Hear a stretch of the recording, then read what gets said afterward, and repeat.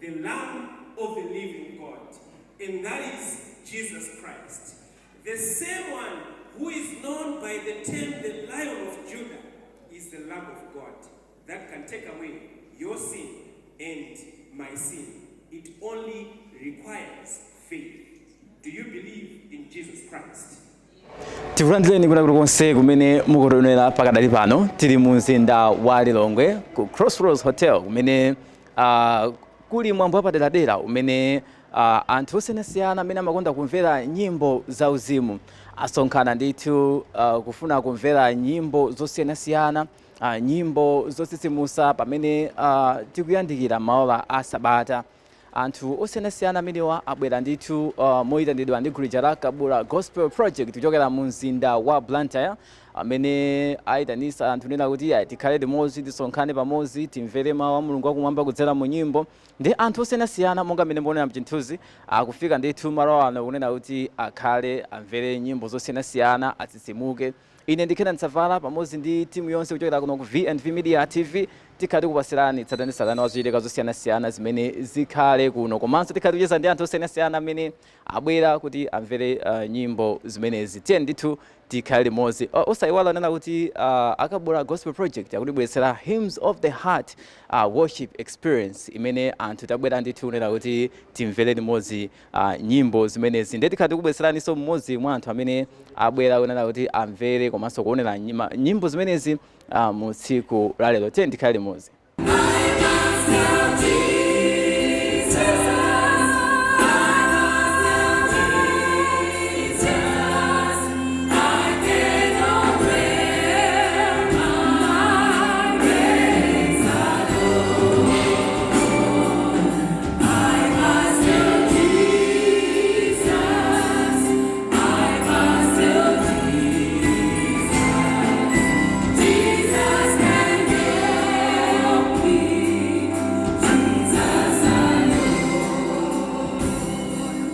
Munthu wangu choyamba lero moyo uli bwanji? Moyo wabwino kaya tuze natsogole. Ayi wabwinonso. Anthu adziwe kunena kuti ucheza ndi ndani nthawi? Dzina langa ndine Comfort Brangete, ndimayimphera ku Bethel Church. Chabwino, ino ndi mmodzi mwa anthu amene mwabwera ndithu kuzaonera mayimbidwe ndithu mtsiku la lero kuzatsisimuka pamene tayambanso pano maola a Sabata. Mwina chimene chachititsa kunena kuti mupezeke mu msonkhano umene ukuonera nyimbo zimenezi ndi chani? Nditamva kuti kuli chochitika chimenechi chimene akuchitsogolera ndi Kabula Gospel Project imene akuitchula kuti Hymns of the Heart experience. Ndinachiona kuti ndi chinthu choyenera kuti zasonkhane ndi abale komanso alongo kuzamva nyimbo zimenezi zimene zili nyimbo zosisimutsa komanso nyimbo zotilimbikitsa, zotibweretsa chifupi ndi mpando wake wa Mulungu. Ndinachiona kuti ndichoyenera kuti ndidzakhale nawo chifukwaso chinanso pakhala zochitika ngati zimenezi umathanso kudziwana ndi anthu ena, umathanso kucheza ndi abale ena amene tinakumana nawonso malo ena mbuyomu, komanso timatha kumanga maubalenso ena atsopano.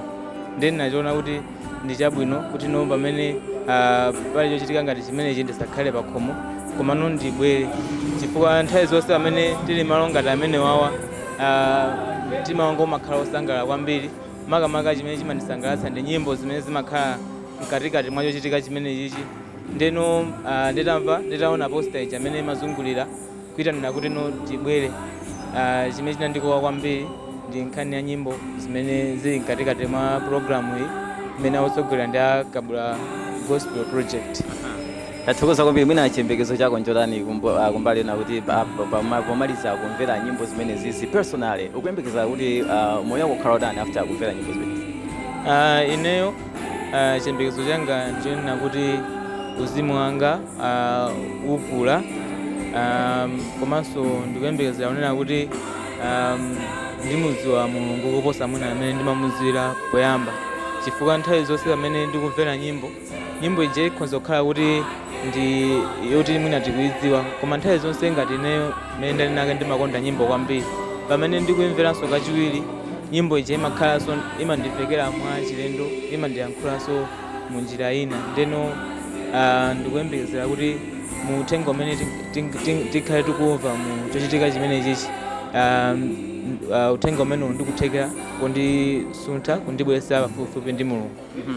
Tathokoza kwambiri tifuna zabwino zonse pamene mukhale mukumvera nyimbo zosiyanasiyana nkatimo. Zikomo. Ayi mmene ndimene tikuchitira ndi tikucheza ndi anthu osiyanasiyana tikhabe tikucheza ndi anthu ena komanso tikhale tikumva kuchokera kwa eni ake amene atiyitanisa muno mu mzinda wa Lilongwe kuchokera mzinda wa Blantyre kunena kuti mwina iwonso chimene chawachitisa ndi chani ndipo anthu atenge uthenga otani kuchokera mu nyimbo zimene iwo akutipasira ndeditu tiye ndikhale limodzi pamene tikupeza kucheza ndi anthu osiyanasiyana.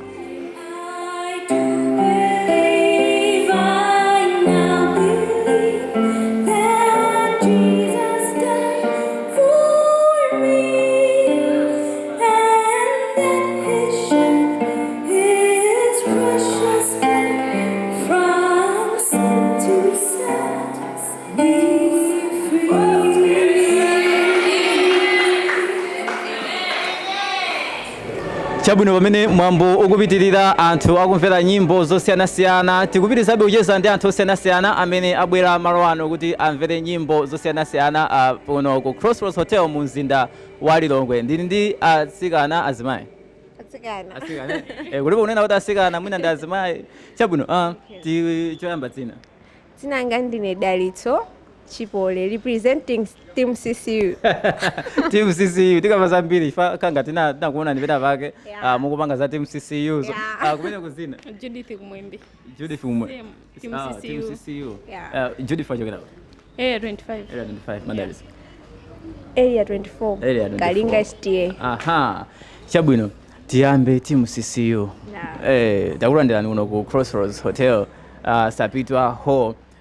Pamene akabula gospel concert atiyitana kunena kuti tikhale tikumvera nyimbo tikusitsimuka inuyo chipezani chotani.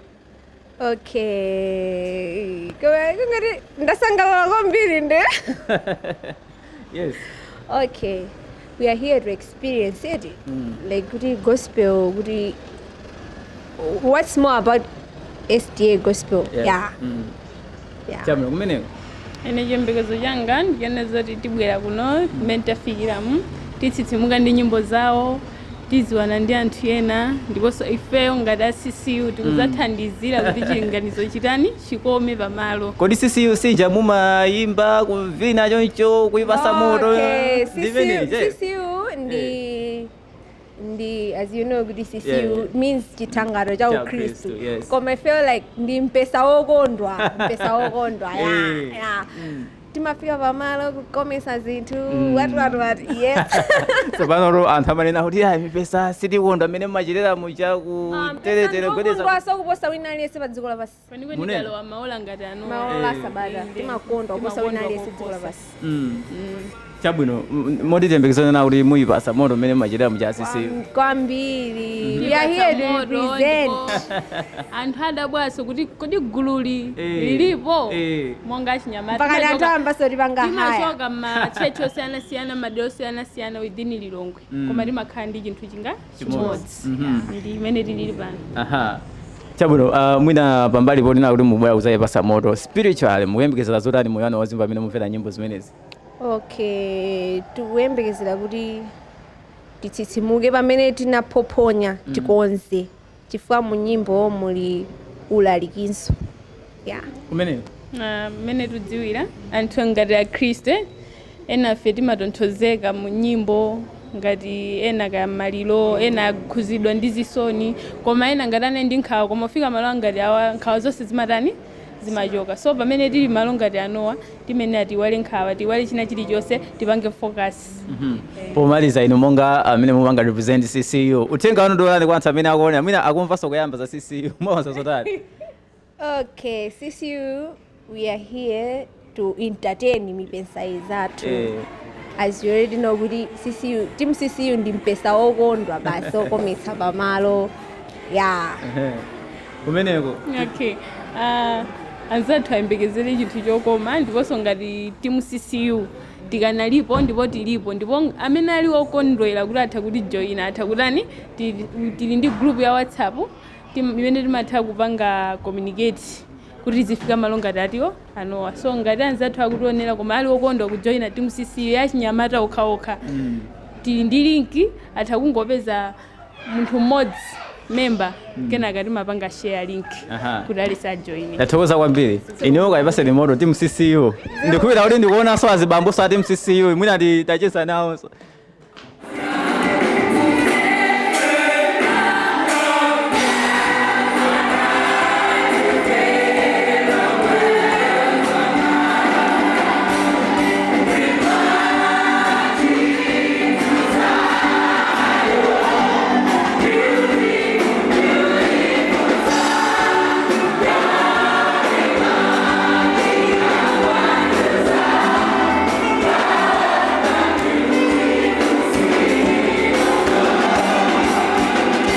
Chabuno ndafuna kuzanana kuti khadi ucheza ndi team CCU inanso tinene kuti imene ndi team CCU male version eti. Yeah, of course you can say so. Yeah. Chabuno tiyambe ndi kudziwana tiyambire umene kudzina. Daniel Maele. Chabuno kumene Hope Gwetsa. kumene Samson Aziz. Chabuno team CCU timacheza ndi asikana chamakamba unena kuti abwera unoko kuzaya basa moto kuzasangalasa mipesa inuyo monga agulu limene lili how excited are you kupezeka kuno kusapitwa home ku Crossroads Hotel makamaka kusapitwa home? We feel we are very very excited. Chifonena kuti kunoku chinthu chili machiyembekeza. Titachimva tinazindikana ngati fe team CCU chithangaro cha Kristo. Yes. Tabwera kuno ngati chithangaro cha chani kuzathangara anthu tachoka ku 24 tachoka madera siyana imene ndi timu yani CCU kusanga kwathu monekera patipo pano 40 tichoka madera siyana lonse kuzakumana pamodzi. One ndi pano pa we are very excited kuti tafika ku Crossroads. Crossroads tili nkati mweni muholo mkarumu imene program yase kutani ikuchitikira ndithu bale wanga munthu wankulu umeneko simusowaso m'mashow how excited are you to be here? Ifeyo tiyamikire chiyambire ati mafati thokoze kuti chinthu chichi chikuona kuti mwinandi chachilendo kunoku kuti kwambiri timakondopita ndiye kuti zamasana ndiye kuti apadzi kuti limbitsa kunena kuti usikuso kutsokhaso zochitikaso ndiye kuti tikudalitsikaso ndi gulu lonena kuti lachukiranso kuti ali ubrantaya ndiye kuti ena amene anyamuka kubwera malo ano abwera ndi chikoka kunena kuti tikaone kuti kodi gulu limene lacho ubrantaya yabwera ndi zotani pamudzi pano ndithudi. Kumeneko monga wachinyamata ngofunika kuti mapezeka m'malo ngati kupezeka malo ngati awawa ndi zinthu zosangalatsa kwambiri famu kudziwa achinyamata masiku ano timalowerera mu zinthu zosiyanasiyana mwina tikunena pano ena ali mashow akuonera mipira ena mwina ali mabhala akumwamowa koma ifeyo ngati achinyamata service days zinthu ngati zizi zimatibweretsa pamodzi nthawi ena zoti mwina nakhala kunja tupanga zinthu zina zolakwika timapezeka zoti tabwera malo amodzi ndikumalemekeza Mulungu chimene chandisangalatsa kwambiri program iyi yayitanitsa ngakhale anthu ena amene nonena zoti sitimapemphera nawo koma tili nawo limodzi tikudalitsika nawo ndi chinthu choona zoti ndi chinthu chokondweretsa kwambiri mulongwe muno ndi zoti kwa ineyo ndikuoyamba kuchiona chikuchitika ndipo zitati zizichitika chikhoza kukhala chinthu chokondweretsa kwambiri kumbali ya ineyo mmene ndaonera ndi mmene zinthu zake zakhalira zachitikira sure. Chabuno pomaliza wina alense minute uthenga kwa anthu amene mwina sanabwere koma mwina amanyalanyaza opezeka malo ngati awawo amasankha opezeka malo ena uthenga anu ukakhala utani? Ineyo ndingofotokoza kunena kuti panopa azi achinyamata monga ifeyo tili CCU kunena kuti tikuthandiza kuti achinyamata akokere abwere timadalitsika kwambiri nkhani ya Chikristu ndithu ikulimba ikunkabe ni kukula chiwerengero tiona kuti chikukula kwa anthu amene akumatsatira amene akumaona tikamatumiza mauthenga aja akhoza kumakhala ndi chikhumbokhumbo kuti ndingafike bwanji ndizi zikuoneka mkatimo ndi zinthu zina zosangalatsa kwambiri lero mwaona ndithu anthu abwera mwaunyinji kusiwiza kunena kuti zinthu ziuthandiza zipitabe patsogolo ndeti ngwamemezani amene mwina sana pange chisako chonena kuti afike mwina ulendo wina zitakalipo ndithu zizichitika mpaka na Yesu ataniti abwere ndithu tiyamikire tili kumapita kwa nthawi. Yes. So meti kumapita kwa nthawi tikuyenera kupanga zimene Yesu Khristu anatilamula kuti tani tichite mudziwa kanena kuti kuimba music is part of worship ndikuti apo meti tili kunokumu tikuzakutumikira ndani kodi Mulungu ngati mumula anthu amene anenda kuti sa 7th day abwera kuzamva chani kuzamva nyimbo pamene akumva nyimbo mawu a Mulungu akwamveranso palipo kodi pompano so ndikuti tikupanga zinthu zonse nthawi imodzi so ife ngati timu CCU ndife okondwa kunena kuti sitikubwerera mbuyo pamene achinyamata zathu ali malo osayenera ena pano mwina ali komwamowa ena akusuta ende wati zonse zimene akupangazo kwa ife nasipanga isanganena kuti ifeyo titumikire ndani kodi titumikire Mulungu titumikira bwanji tasankha nena kuti tizipezeka mmene muli mayimbidwe kuti tikathandizire kuti anzathu amve uthenga wa ndani kodi wa Mulungu akumwamba. Athokoza kwambiri akuluakulu. mmene mutimene tichita ndithu pano pa VNV Media TV kuno ku Crossroads Hotel pamene tikucheza ndi anthu osiyanasiyana amene abwera kuzatsitsimuka kuzera mu nyimbo zosiyanasiyana zimene zikhale zikuperekedwa kuno. Takhani pamene tipitiza kucheza ndi anthu osiyanasiyana.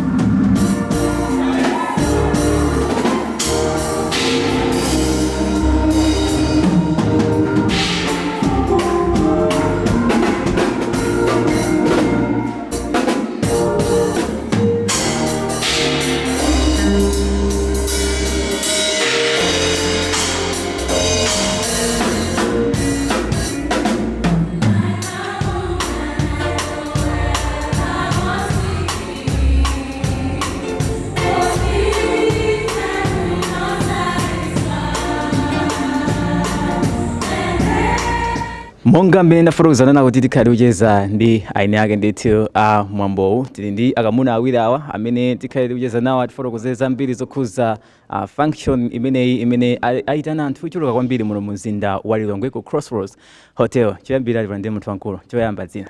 Dzina langa ndine Yamikani Second. Ndine mmodzi wa oimba gulu la Kabula Gospel Project. Yes. Muli ndi udindo lonse mgulu limene?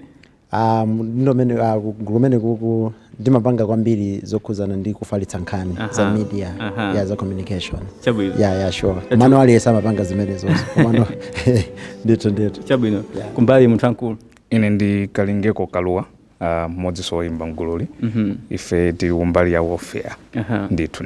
Tiyambe kwa munthu wankulu amene ali wa communication. Kabula Gospel Project. Anthu mwina nkunkoyamba kumva gulu limene lili mwina mungalifotokoze motani? Okay, Kabula Gospel Project ndi gulu limene likuchokera ku mpingo wa Kabula SDA Church. Inayamba ngati youth choir. Yes. Komano titaona kuti zolinga za gulu zikusintha limene zino zikusinthira. Tinasintha dzina ndi kukhala Kabula Gospel Project.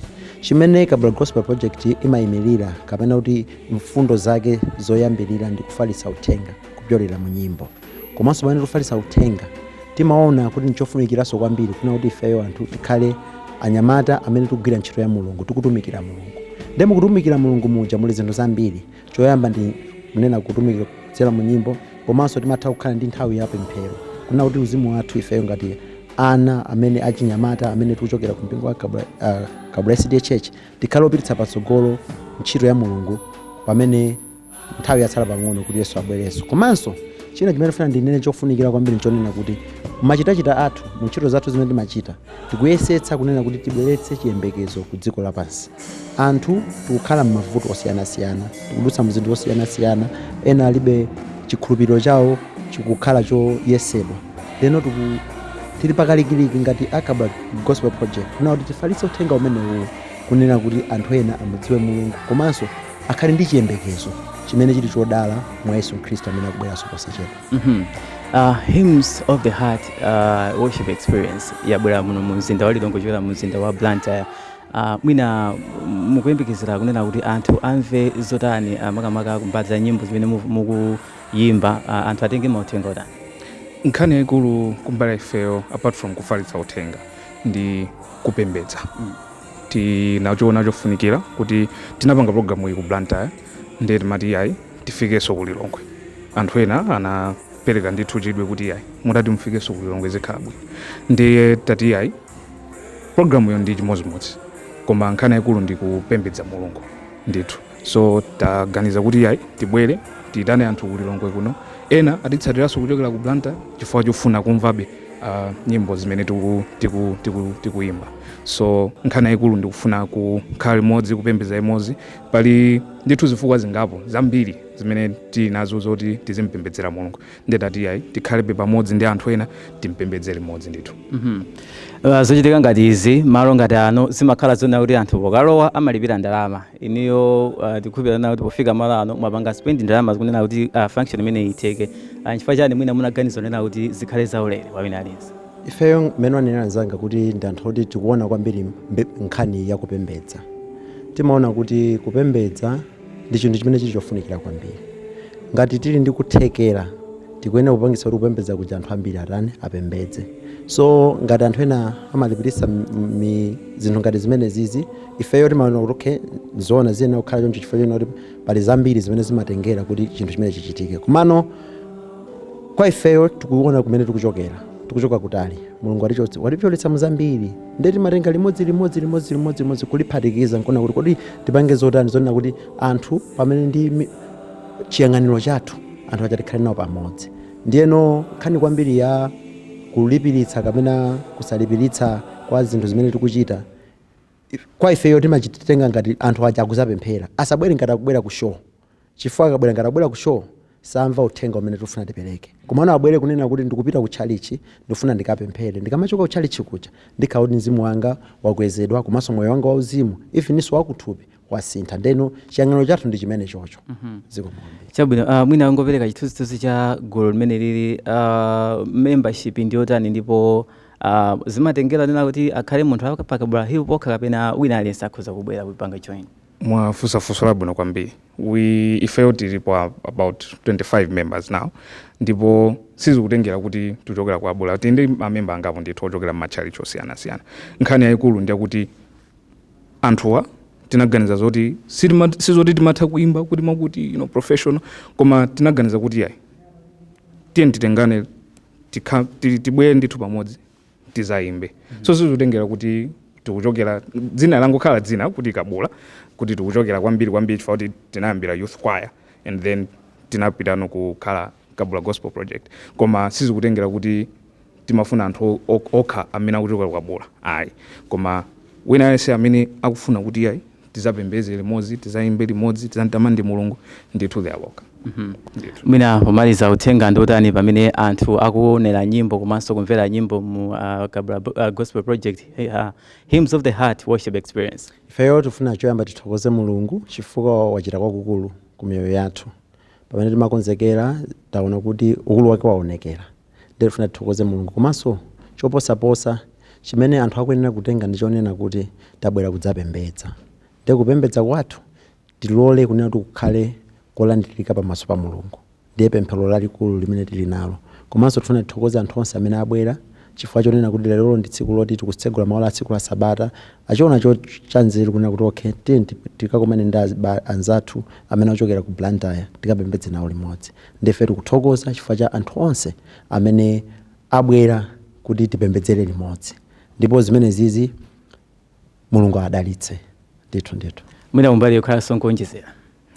Zambiri wanena kale nzangayi kuti tonse tabwera pamodzi tizampembedze Mulungu. Chimene tingapemphere chakuti Mulungu alandire kupembedza kwathu, kuti ifeyo mumtima mwathu tikhutitsidwe kuti at least tayesesa mbali yathu kumpembedza Mulungu mene angafunire iyeyo, ndipo iyeyo kwa iye kukhale matamando ndi ulemerero nthawi zonse. Tathokoza kwambiri.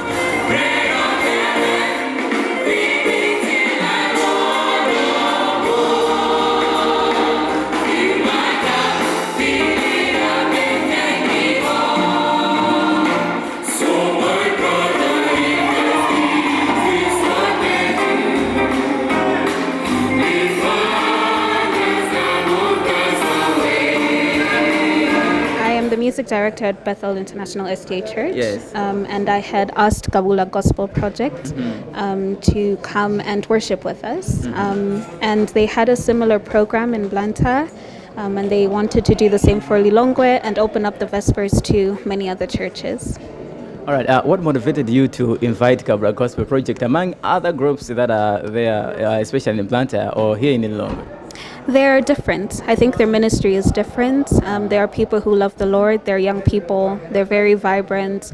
Their music is very different from the usual choirs that we hear. And I know that people at my church also love different music, so I thought it would be nice for them to come. Why did you choose to do it for free? It's ministry, and we didn't want to put, well, I say we, but I agree that we didn't want to put a limit for who can attend, but just wanted to open up to anyone who loves music, who loves the Lord, to just come and worship with us. What's your expectations? I'm hoping that people will be drawn to Christ, that the hymns that they will hear tonight will speak to them. And then people just don't leave the same. All right. I see that you are very busy. Finally, what's your message to everyone who is watching us? My message to everyone is that whether you are here physically or watching online, that you worship with us, and that this is not only a one-time event for you, but that your hearts will always be filled with worship and praise. Thank you so much. Thank you. Mene monditu ndimene tikuchitira ndithu tacheza ndi Atila Chokoto amene ndi music director ku mpingo wa Bethel International amene watifotokozera mchingerezi kunena kuti ndi amene anaitana gulu limene la Kabula Gospel Project kuchokera mu mzinda wa Blantyre kubwera kuno ku Lilongwe kunena kuti tikhale ndi Vespers kamene kuti mapemphero a Friday madzulo kusegulira Sabata, ndipo afotokoza kunena kuti sizithera pomwe pa iyayi gulu la Kabula Gospel Project likhalanso likukatumikira ku mpingo umene wa Bethel International Church kumene akhala kupitiriza mapemphero osiyanasiyana. Tende tukhala limodzi pamene tikupasirani zithunzithunzi cha mmene kulili kunoko ku Crossroads Hotel mu mzinda wa Lilongwe.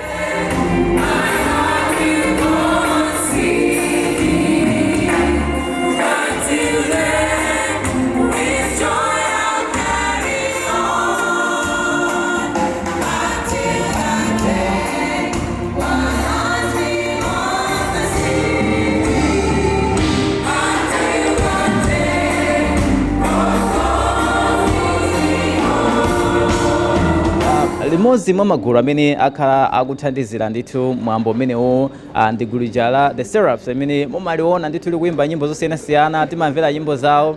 Ndiye pano tili ndi mmodzi wa oyimba mgulu limeneli, timve kunena kuti iwo achiona chotani kupezeka mu music concert imeneyi. Chiyambirira takulandirani. Zikomo kwambiri. Ndithu gulu la Seraphs talona ndithu likuyimba mkatimo. Chiyambirira tikudziweni kunena kuti ndinu ndani komanso mgulu la Seraphs mumayimba mawanji. Okay, ndine anegumulira mu gulu la Seraphs ndimayimba soprano komanso ndine project manager wa gulu la Seraphs. How excited are you ngati gulu la Seraphs kukhala nawo mmodzi mwa gulu limene likuyimbira pa Hymns of the Heart worship experience? We are very excited. Actually, we are very thankful that we were considered to be part of this big glamorous event. We've seen there was a lot of people that came, and I could see that people were just hungry for hymns to just praise the Lord, and it's been a wonderful experience, and we consider ourselves very lucky to be part of this project. So as Seraphs, what's your message kwa anthu amene akuonera pankhani kuza kupembedza Mulungu wakumwamba kudzera mu nyimbo monga inunso mmodzi mwa inu? Nyimbo ndi chinthu chimodzi chimene chimayankhula ku mtima, so tiye tidzikonda kuyimba. Tikukhala mu nthawi zovuta, tikukhala mu nthawi za nkhawa. If you can sing, if you love listening to music, embrace it. It helps. It does. So I think that's what I have to say. All right.